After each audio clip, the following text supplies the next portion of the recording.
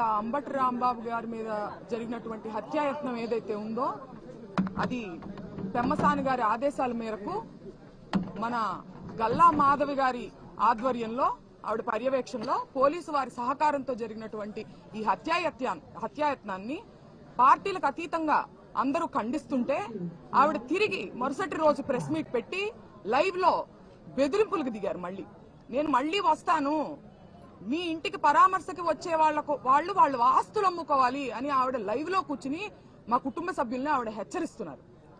దీన్ని ఎలా చూడాలో నాకు అర్థం కావట్లా. ఒక పక్కనేమో నేను సారీ అడగడానికే వచ్చానని చెప్తున్నారు, ఒక పక్కనేమో పరామర్శ అనే పదాన్ని ఉపయోగిస్తున్నారు. అంటే సారీ అడగడానికి వస్తే పరామర్శ ఎందుకు ఉంటుందండి? అంటే మీరు ఇండైరెక్ట్ గా మళ్ళీ దాడి చేస్తాను అని చెప్పి మీరు హెచ్చరిస్తున్నారు మమ్మల్ని. మీరేమనుకుంటున్నారు? గల్లా మాధవి గారిని నేను సూటిగా అడుగుతున్నా, మీరు మొదటిసారిగా ఎమ్మెల్యేగా గెలిచారు, మీకింత అధికార అహంకారం పనికి రాదు.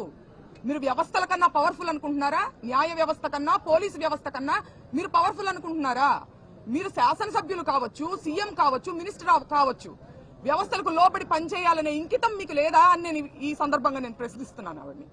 అలాగే పెమ్మసాని గారు, ఆయన చాలా చదువుకొని దేశ విదేశాలు తిరిగి ఆయన తిరిగి రాజకీయాల్లోకి వస్తున్నారు అంటే నిజంగా పార్టీలకు అతీతంగా ఒక ఎడ్యుకేటెడ్ పర్సన్ గా ఆయన ఏదో ఇక్కడ ఉన్నటువంటి బురద రాజకీయాల్ని ప్రక్షాళన చేస్తారని నేను అనుకుంటే, జనం కూడా అనుకుంటే ఆయన ఇక్కడ ఉన్నటువంటి బురద రాజకీయాలను ఇంకా భ్రష్టు పట్టించే విధంగా ఆయన ఆలోచన విధానం ఉండడం చాలా దురదృష్టంగా నేను భావిస్తున్నాను.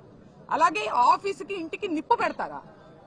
ఆఫీసుకి ఇంటికి నిప్పు పెట్టారు, పక్కనున్న ఇళ్లకి ఆ నిప్పు అంటుకుంటే మొత్తం పక్కనిళ్లలో ఉన్నటువంటి సామాన్య ప్రజానికం వాళ్ళకి ఇబ్బంది కలుగుతుందనే విచక్షణ మీరు కోల్పోయారా? కక్షతో మీ కళ్ళు మూసుకుపోయినాయా అని నేను ప్రశ్నిస్తున్నాను. ఇదే సందర్భంలో ఆవిడ నన్ను అడుగుతున్నారు, మీ పిల్లలకి ఏం మెసేజ్ ఇస్తున్నారు మీరు? మీ నాన్నగారు ఇలా మాట్లాడుతుంటే దీన్ని మేము ఊరుకుంటే మీరేం మెసేజ్ పంపిస్తున్నట్టు ముందు తరాలకే అని అంటున్నారు. నేను ఆవిడని సూటిగా అడుగుతున్నా, మీరేమి మెసేజ్ ఇస్తున్నారు మీ పిల్లలకి? న్యాయాన్ని మీ చేతిలోకి తీసుకోమని మీరు మెసేజ్ ఇస్తున్నారా? వ్యవస్థల్ని కంట్రోల్ చేయమని మీరు మెసేజ్ ఇస్తున్నారా? అవతలి వారు తప్పు చేస్తే అంతకు మించిన తప్పు మీరు చేయండి అని మీ పిల్లలకి మీరు మెసేజ్ ఇస్తున్నారా? నేను ఇవ్వట్లేదు. న్యాయం ఒకటి ఉంటుంది, దాని పని చేసుకుపోతుంది, మనం వ్యవస్థలకి లోబడి మనం ఉండాలి అనే నేను మెసేజ్ ఇస్తున్నా. ఏ చట్టం చెప్పిందమ్మా రాళ్లు కర్రలు తీసుకుని ఇంటి మీదకి వచ్చి సారీ అడగమని ఏ చట్టం చెప్పిందో ఆవిడ నాకు తెలియజేయాలి, నేను తెలుసుకుంటాను. అలాగే ఇవాళ రాంబాబు గారు రెడ్ బుక్ ని నేను కేర్ చేయను అని చెప్తున్నారు. అలాంటి మనిషి లా అండ్ ఆర్డర్ కి రెస్పెక్ట్ ఇచ్చి ఆయన వల్ల తప్పు జరిగినప్పుడు వచ్చి సారీ చెప్పారు. ఈ వ్యత్యాసాన్ని మీరు గమనించాలి. రెడ్ బుక్ అనేది ఒక కక్షపూరితమైన చర్య, ఒక డెమోక్రసీలో జరగాల్సినటువంటి ఒక పని కాదు. కాబట్టి ఆయన దాన్ని ఎదిరించి ధైర్యంగా నిలబడి, ఒక పక్కనేమో ఆయన వల్ల తప్పు జరిగినప్పుడు జెంటిల్మెన్ గా ఆయన వచ్చి సారీ చెప్పడం జరిగింది. అయినా కూడా దాడి చేశారు. కానీ నేను చెప్తున్నాను, ఇవాళ అంబటి రాంబాబు గారు 2000 మంది చుట్టుముట్టిన ఇంటిని లోపల కూర్చుని ఒక్కళ్లే రాళ్లు రువ్వుతున్నా, కత్తులు దూస్తున్నా, గుణపాలు గోడల్లో నుంచి దిగుతున్నా ధైర్యంగా కూర్చున్నారు. ఆ ధైర్యం ఎక్కడిది? వ్యవస్థ మీద ఉన్నటువంటి నమ్మకమే ఆయనకు ఆ ధైర్యం ఇచ్చిందని నేను నమ్ముతున్నాను. కానీ వాళ్ళ వ్యవస్థల్ని నిర్వీర్యం చేసి, పోలీసుల్ని డమ్మీ చేసి, పోలీసు వ్యవస్థ అనేది ఎంత పవర్ఫుల్, దాన్ని డమ్మీలుగా చేసి మీరు ఇంటి మీదకి వచ్చి ఆడవాళ్ల మీద కూడా దాడి చేస్తారా? మీరు గమనించుకోవాలి. అలాగే నేను పవన్ కళ్యాణ్ గారిని, చంద్రబాబు నాయుడు గారిని ఇద్దరిని నేను లా అండ్ ఆర్డర్ ని కాపాడమని నేను అడగడం జరిగింది. నేను అడిగితే మమ్మల్ని వాళ్ళు ప్రశ్నిస్తున్నారు.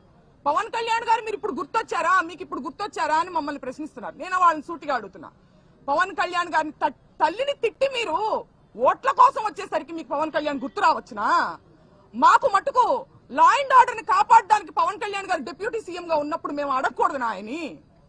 ఇదే న్యాయం అని నేను అడుగుతున్నా. నన్ను ప్రశ్నించే వాళ్ళందరినీ నేను అడుగుతున్నాను, మీరు పవన్ కళ్యాణ్ తిట్టినటువంటి వ్యక్తులను వాటేసుకుని మీరు నన్ను ఈ ప్రశ్న అందిస్తున్నారని సంధిస్తున్నారు. ఈ ప్రశ్న నాకు, నేను నా పర్సనల్ రికమెండేషన్ కోసమో ఏదో ఫ్యామిలీ రికమెండేషన్ కోసమో నేను ఆయన అడగలేదండి. నేను అడిగింది లా అండ్ ఆర్డర్ ని కాపాడమని ఒక డిప్యూటీ సీఎం గా ఆయన నేను అడిగాను. తద్వారా అంబటి రాంబాబు గారు ఇతరులు కాపాడబడతారు లా అండ్ ఆర్డర్ ని కాపాడినప్పుడు. దీన్ని మీరు ఒకసారి మీరు ఆలోచించుకోవాలి. మీ మనస్సాక్షికి దీన్ని వదిలేస్తున్నాం. అలాగే ఈ సందర్భంగా మా కోసం ఈ కష్టకాలంలో మాకు సపోర్ట్ గా ఉండడం కోసం, మాకు ధైర్యాన్ని ఇవ్వడం కోసం తరలి వచ్చిన మా అన్నలకి, తమ్ముళ్ళకి, అందరికీ నేను ఎప్పటికీ రుణపడి ఉంటానని, మా కుటుంబం ఎప్పటికీ రుణపడి ఉంటుందని తెలియజేసుకుంటున్నాను. కృతజ్ఞతలు.